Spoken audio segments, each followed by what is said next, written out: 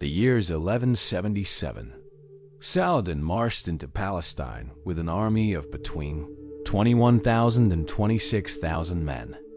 His target is Jerusalem, the heart of the Crusades. On the other side stands Baldwin IV, young, leprous, and with only 3,000 to 4,500 soldiers.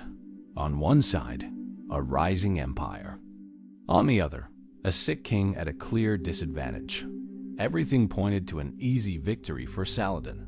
But at Montgisard, history took a different turn. If you enjoy uncovering the hidden truths of history, leave a like, subscribe to the channel, and comment below where you're watching from. It would be great to know what part of the world you're joining us from as we explore this story together.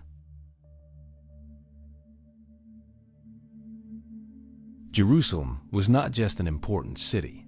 It was the symbolic, religious, and political center of one of the greatest conflicts of the medieval world. To understand the importance of Jerusalem at that moment, it is necessary to remember that the city stood at the heart of the Crusades, a long series of wars, military campaigns, and power struggles between Latin Christians from the West and Muslim forces from the Near East. Since the First Crusade in 1099, Jerusalem had been captured by the Crusaders and turned into the capital of the Kingdom of Jerusalem, one of the Latin states created in the East. For the Christians of Europe, this meant a great deal. Jerusalem was the place of Christ's passion, death, and resurrection. To lose or keep the city meant far more than controlling walls and streets. It meant protecting the greatest symbol of the Christian faith in the East. But Jerusalem was also sacred to the Islamic world. The city held places connected to Muslim tradition, especially the area of the Haram al-Sharif, where the Al-Aqsa Mosque and the Dome of the Rock stood. Jerusalem was seen as a city of deep spiritual value, linked to prophetic memory and the religious dignity of Islam. For that reason, its possession was not merely a strategic matter. It was also a matter of honor, legitimacy, and devotion. In 1177, the political situation in the region was tense and unstable.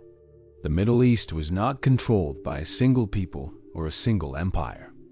Arabs, Kurds, Turks, Armenians, Syrians, Eastern Christians, Jews, and Latins were living, negotiating, and fighting in a fragmented space. The Crusader states were surrounded by Muslim powers, but those powers did not always act in a united way. This was exactly one of the reasons the Kingdom of Jerusalem had managed to survive for decades. It is in this context that Saladin emerges. In 1177, he was still consolidating his power, bringing Egypt and parts of Syria under his authority. His great strength was not only on the battlefield, but also in his political ability to unite territories and turn regional divisions into a larger project. For him, Jerusalem carried enormous weight.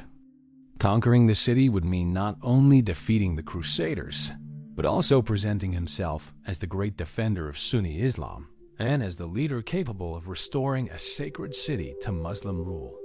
At the same time, Jerusalem was vital to the Crusaders themselves because it gave meaning to the existence of the Latin kingdom.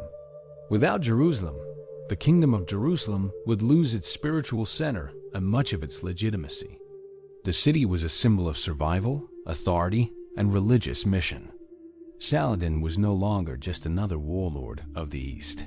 He was becoming something greater. The man who was bringing the main Muslim centers of power in Egypt and Syria under his rule, building a political and military base capable of directly threatening the existence of the Kingdom of Jerusalem. His rise did not depend only on brute force. It depended on something even more dangerous: strategic vision, political patience, and the ability to recognize the right moment to strike. And that opportunity came in that very year. The Kingdom of Jerusalem was going through a difficult situation.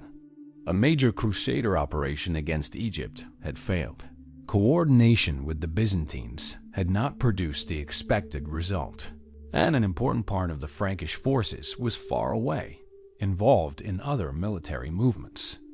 For Saladin, this meant one very clear thing: the enemy was temporarily fragmented, less protected, and more vulnerable than at other times. The campaign of November 1177 was not driven only by religious ambition or personal prestige. It was an offensive launched because the military balance seemed favorable. Saladin entered the kingdom's territory with a force that medieval chronicles often estimated between 21,000 and 26,000 men, although modern historians treat those numbers cautiously and consider them possibly exaggerated.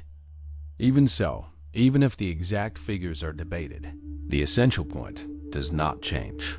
He had a very clear numerical advantage over Baldwin IV. His campaign was organized as a fast, aggressive, and confident invasion built on mobility and constant pressure. The goal was to push into the kingdom, create disorder, isolate the available forces, and move forward before the Franks could gather an effective defense. The first key point of this strategy was Ashkelon. Ashkelon was a crucial coastal fortress in the south of the Kingdom of Jerusalem, positioned between Egypt and the interior of Crusader territory. To control or block Ashkelon meant opening the way for a deeper offensive, while also preventing the Frankish king from responding quickly. By moving against the region, Saladin managed to trap Baldwin IV in Ashkelon, limiting the king's immediate ability to respond. From an operational point of view, this was an excellent move. Neutralizing the enemy ruler at the very start of the campaign meant drastically reducing the chance of a coordinated counterattack. Baldwin had only a small force available, traditionally estimated at around 375 knights at the beginning of the crisis, later reinforced by about 80 Templars and infantry gathered in haste. To Saladin, that seemed far too little to change the course of the invasion. And it was at that moment that the Sultan's confidence began to turn into overconfidence. With Baldwin apparently contained and the kingdom weakened, Saladin advanced through the interior of Frankish territory, convinced that the campaign was already practically decided. The sources describe how he underestimated the enemy's ability to react and did not keep a strong enough surveillance system over the king's movements. Instead of treating the Crusader army as an active threat, he behaved like a man who already saw the road open in front of him. That reading directly shaped his behavior on the ground. Parts of his force scattered to forage, loot, and gather supplies, something common in medieval campaigns, but dangerous when the enemy was still capable of maneuvering. In this context, Jerusalem represented far more than a geographic target. For Saladin, moving toward the city meant striking at the moral and political heart of the Crusaders. Jerusalem was the spiritual center of the Latin kingdom and the greatest symbol of Frankish presence in the East. To attack it, or even to advance in its direction, was not just a military move. It was a show of power. It was a declaration that the age of the Crusaders might be nearing its end. At the same time, for Saladin's own image, threatening Jerusalem strengthened his position as leader of Sunni Islam and as the man destined to confront the most symbolic enemy in the region. So the giant was built in 3 layers. First, through the political unification of Egypt and Syria under his leadership. Second, through the military superiority that allowed him to invade with confidence. Third, through the certainty that the Kingdom of Jerusalem in that November was too weak to resist. Saladin did not advance like an adventurer. He advanced like a conqueror, convinced that history itself was already beginning to bend before him. At the center of the 1177 campaign stood a king who did not fit the usual image of a medieval commander.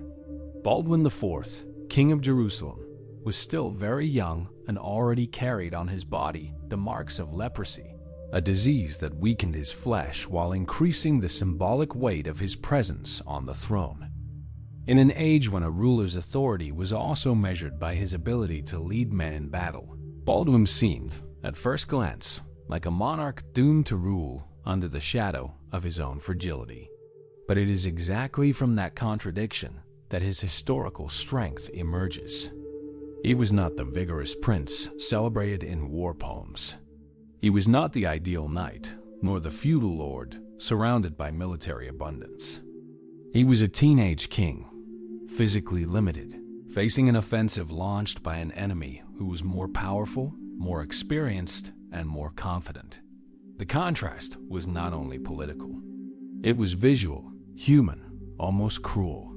On one side stood Saladin, the rising sultan, lord of Egypt and much of Syria. On the other stood a sick king, ruling a pressured territory, dependent on reduced contingents and quick decisions. The numbers make this picture even harsher.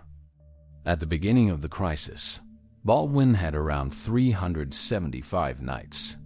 Later, this force would be joined by about 80 Templar knights, along with infantry, archers, and auxiliary troops, bringing his total force to somewhere between 3,000 and 4,500 men. It was a respectable force for an urgent defense, but far too small to face Saladin's offensive on equal terms, since medieval sources describe Saladin's campaign as being much larger in number. Whatever the exact size of the higher estimates, the imbalance between the two sides was real. It was in this context that Ashkelon became critically important. The city, fortified and located on the southern coastal strip, held a sensitive military position. For anyone coming from Egypt toward the interior of the kingdom, Ashkelon was a key point.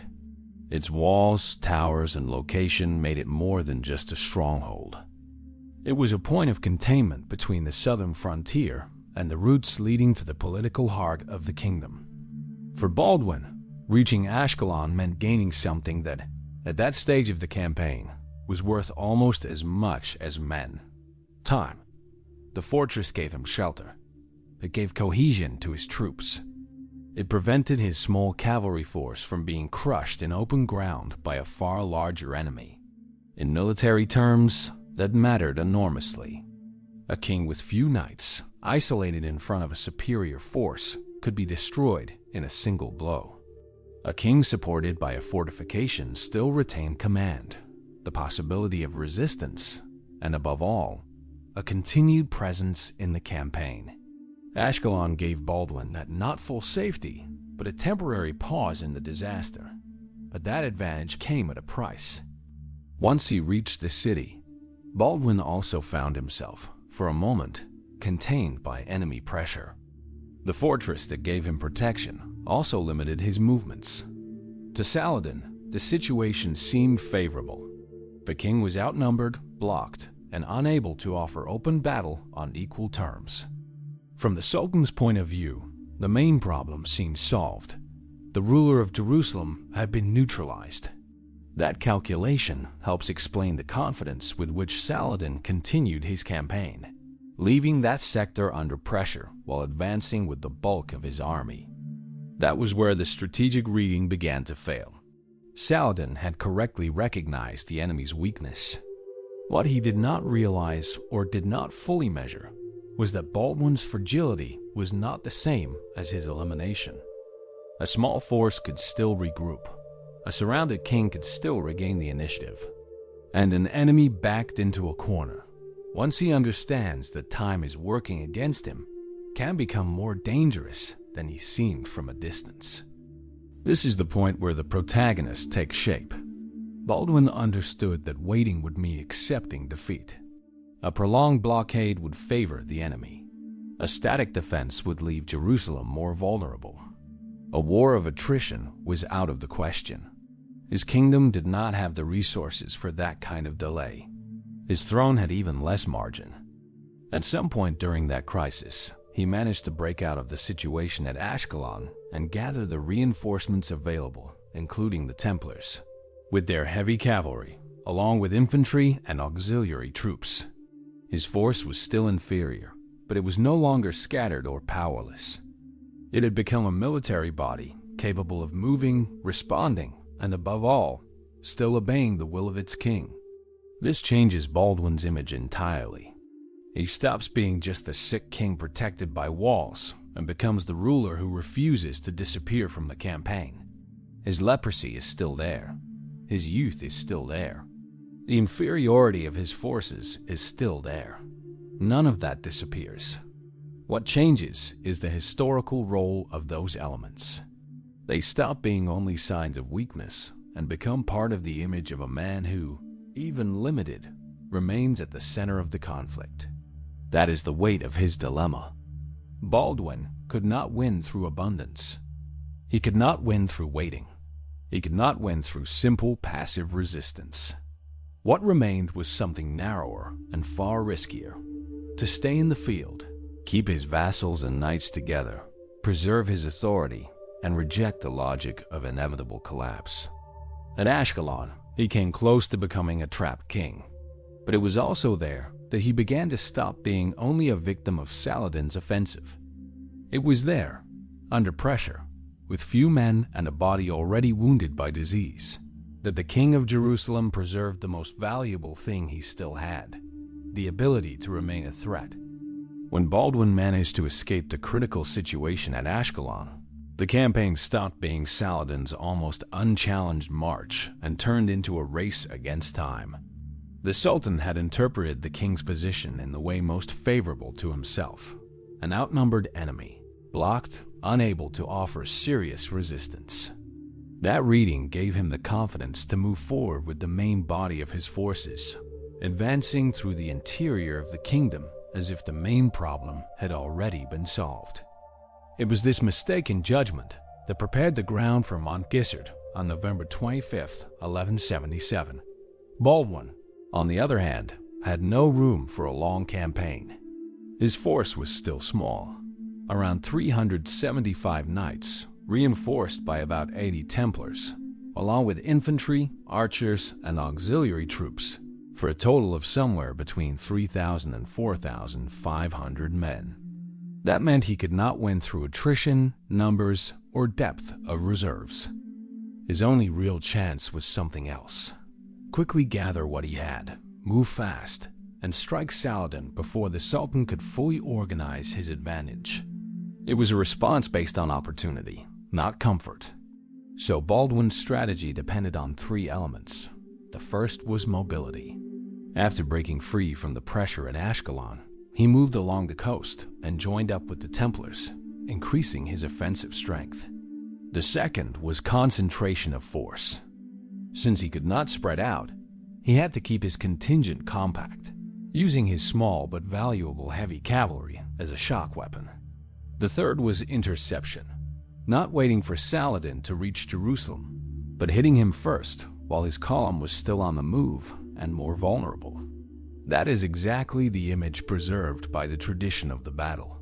A king who did not shut himself behind city walls, but rode out to catch the enemy in motion. On Saladin's side, the superiority was obvious, even though the exact numbers are still debated. Medieval sources speak of something between 21,000 and 26,000 men, but modern historians consider those figures probably exaggerated. Even so, the imbalance between the two sides was clear. The problem was not a lack of strength. The problem was tactical positioning and overconfidence. The open sources on the battle suggest that Saladin believed Baldwin would not be able to follow him, and that may have contributed to parts of his army spreading out to forage, loot, and gather supplies. In a medieval campaign, that was common. A large army depended on constant supply, but a scattered army loses cohesion at exactly the moment it most needs it. There is also another important detail. Some traditions about the battle claim that parts of Saladin's baggage train and logistics were delayed at a difficult crossing, possibly in wet ground or near a watercourse, which may have helped disorganize the column at the critical moment. That point does not appear with the same weight in every account, so it should be treated with caution, but it helps explain why numerical superiority did not turn into immediate readiness. It was in this context that Montgisard erupted. Near Ramla, in the area associated with the field of Montgisard, Baldwin reached the Ayyubid army before it was fully prepared for a concentrated fight. The narrative tradition preserves a moment of enormous symbolic weight. The true cross was raised before the troops of Jerusalem, and Baldwin, already weakened by leprosy, was reportedly helped to kneel before the relic before the attack. For the men around him, that gesture was not just private devotion. It was moral discipline, religious legitimacy, and psychological unity before the clash. After that, the pace of the battle accelerated. Baldwin's cavalry, reinforced by the Templars, launched the attack while Saladin's advantage had not yet hardened into solid formation. It was a brutally simple tactical decision: strike before the enemy could organize. Instead of allowing the Sultan to fully form his battle line, position his reserves, and distribute command, Baldwin forced the confrontation at the worst possible moment for his opponent. Saladin's numerical superiority still existed, but it was compressed by surprise, dispersal, and lack of immediate preparation. The impact was devastating. Traditional sources record that the son of Taqi al-Din fell in the early fighting and that Saladin himself was nearly captured, escaping only with difficulty. His army, caught off guard and put under pressure, could not recover order quickly enough. What was supposed to be a campaign of intimidation began to dissolve into flight, dead, wounded, and breakdown of command. The best-known version of the battle says that the retreat was pursued for about 12 miles, and that Saladin returned to Egypt with only a fraction of his forces. These numbers should also be read carefully, but the general agreement about the severity of the defeat is clear. That is what made Montgisard so memorable. Baldwin did not win by accident, nor by miracle alone, even though faith was an important part of his army's morale. He won because he recognized the only moment when he could wound a larger enemy, when that enemy was too confident to watch carefully, too spread out to respond, and too slow to reorganize. Montgisard was, at the same time, an act of courage and a victory of timing. And it was on that field that Saladin's strength met, for the first time in such a harsh way, the limit imposed by a king who refused to accept defeat. The defeat at Montgisard on November 25, 1177, was not just a military setback for Saladin.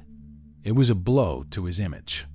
Up to that point, his campaign had advanced under the weight of numerical superiority, strategic initiative, and the belief that the Kingdom of Jerusalem was too vulnerable to offer any decisive resistance. The Sultan marched as the commander of a larger force, coming from Egypt, supported by growing prestige and by a reading of the situation that seemed correct. The enemy king was young, sick, had only a small number of knights, and had been trapped in Ashkelon. Everything pointed toward a secure victory. That is exactly why the outcome at Montgisard was so humiliating. Baldwin IV entered that battle with far smaller numbers. The most repeated estimates for his force speak of around 375 knights, reinforced by about 80 Templars, along with infantry, archers, and auxiliary troops, making up a total of between 3,000 and 4,500 men. On Saladin's side, medieval sources often speak of 21,000 to 26,000 soldiers, although modern historians treat those figures cautiously because they may be exaggerated. Even with that caution, the imbalance between the two sides is clear. The essential point remains: Saladin was defeated despite his military superiority, and it was not a small defeat. Narrative traditions about the battle describe a retreat in disorder, with heavy losses for the Ayyubid army. Some medieval sources speak of as much as 90% casualties in Saladin's army, a number that is probably exaggerated and should be treated carefully. Even so, the accounts agree on one central point. The shock was devastating. The retreat was chaotic, and the Sultan escaped with only a fraction of his forces, withdrawing under extremely difficult conditions. The memory of the battle itself preserved the image of a commander forced to flee in haste while his men were destroyed or scattered during the retreat. That is the real measure of the humiliation. Saladin was not simply beaten. He was caught off guard by an enemy he had judged incapable of responding. He watched his campaign collapse at the very moment when it seemed most secure. He saw his numerical superiority, break apart under a concentrated attack. And perhaps most serious of all, he saw his military authority suffer a public blow in a defeat that could not easily be explained by the normal logic of force. Montgisard exposed the cost of overconfidence. It exposed the danger of treating a campaign as finished before the decisive moment had arrived. And above all, it exposed the mistake of underestimating Baldwin IV. For Baldwin, the effect was the exact opposite. The victory transformed his image. He was no longer just a young and leprous king of a threatened kingdom. He came to be remembered as the ruler who, even while sick, even while outnumbered, and even while facing a more powerful commander, managed to destroy an invasion that had seemed unstoppable. Montgisard did not erase his disease. It did not magically expand his resources. It did not solve Jerusalem's structural weaknesses, but it gave him something more lasting: historical prestige. The battle fixed his image in memory as that of an unlikely king who won when everything pointed the other way. That is where the legend begins, because the power of this story is not only in the military outcome, it is in the contrast. A king about 16 years old, worn down by leprosy, with few knights and a smaller army, defeats the man who would become one of the most famous commanders of the medieval East. The episode feels almost shaped to survive through time, the weak defeating the strong, the cornered king striking the conqueror, the sick ruler inflicting one of the bitterest defeats of the Sultan's career. The legend of Baldwin IV is born precisely from that union of reality and symbol. And yet, a shadow still hangs over that victory. Montgisard was an extraordinary triumph, but not a final one. Saladin would survive, rebuild his power, and return stronger in the years that followed. Jerusalem was not saved forever. The kingdom had not escaped its internal fragility. Noble rivalries, Baldwin's illness, and Saladin's renewed strength would continue to weigh on the fate of the region. That makes the victory even more serious and, in historical terms, even more beautiful. It was not the beginning of an age of safety, but a brief moment when a man condemned by his own flesh managed, for a time, to stop the march of an empire. That is why Montgisard endured. Not only as a battle, but as a memory. Not only as a victory, but as an example of humiliation. For Saladin, it was proof that even a greater commander can fall when calculation mixes with pride. For Baldwin IV, it was the moment when his image rose above the condition of a sick king and entered one of the rarest places in history, the realm of legend. If you enjoyed learning about this story and want to keep exploring the great conflicts, figures, and events that shaped the ancient world, subscribe to the channel and leave a like. That really helps the channel keep bringing you content like this. And tell me in the comments, what other battle, historical figure, or event would you like to see here next? I'd really love to know which story you want us to explore in the next video.